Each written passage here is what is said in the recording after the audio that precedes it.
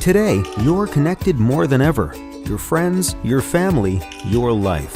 Having a partner that understands banking is what you do on your time, anywhere you like. It's about being connected. Renaissance Bank, understanding you.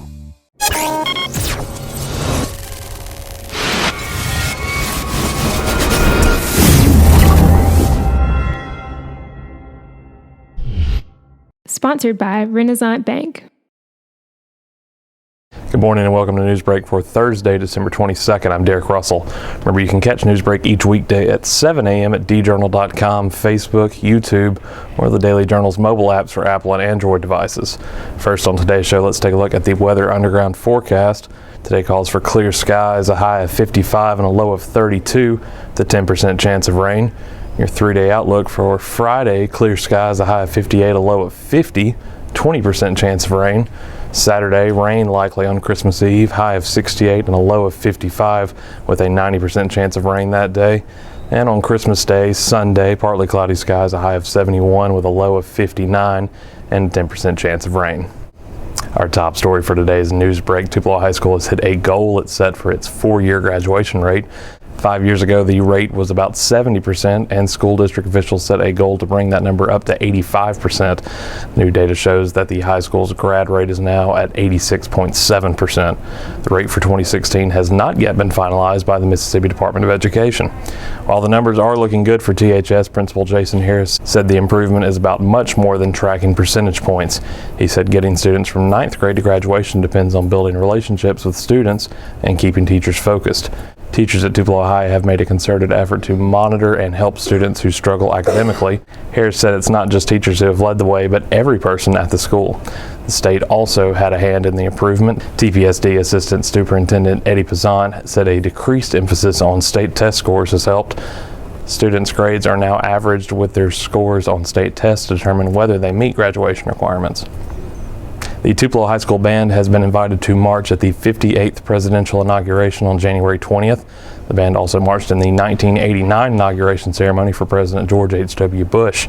THS Band Booster President Christy Higgins said they are hoping to send all 150 band members to the ceremony. They hosted a meeting on Wednesday night for those interested in sponsoring the trip.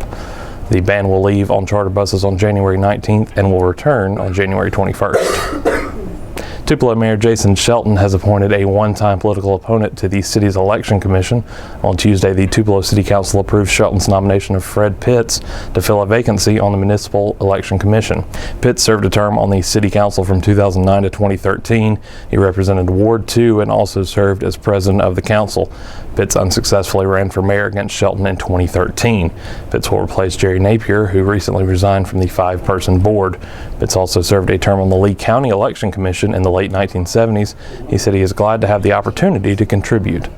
Shelton highlighted Pitts' past history of public service during Tuesday's council meeting. Pitts is currently governor of the Louisiana, Mississippi, West Tennessee Kiwanis District for 2016-2017.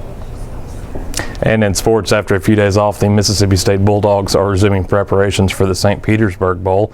The team arrived in Florida on Wednesday night and will hit the practice field today.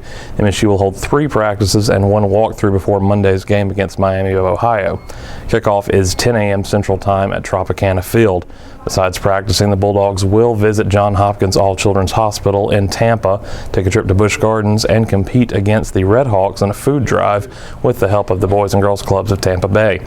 MSU coach Dan Mullen wanted his team ready to play the game when its 4-day break began last weekend. This week's practices will be about polishing some things up. Quarterback Nick Fitzgerald said after a long grinding season, a few days off helps players feeling healthy again. That's all for Newsbreak for today. Remember that this show is just one of the many online offerings courtesy of the Daily Journal that gets you news off the page and on the go. We also have the Memo podcast hosted by myself and Brad Locke, which delves deeper into the news of Northeast Mississippi with analysis and commentary each Monday, Wednesday, and Thursday. You can find that online at memo.djournal.com or wherever podcasts can be downloaded. Each story discussed on today's Newsbreak can be found in your Daily Journal or online at djournal.com, where you can find a new episode of Newsbreak each weekday at 7 a.m. Thanks for joining us. I'm Derek Russell. Have a great Thursday.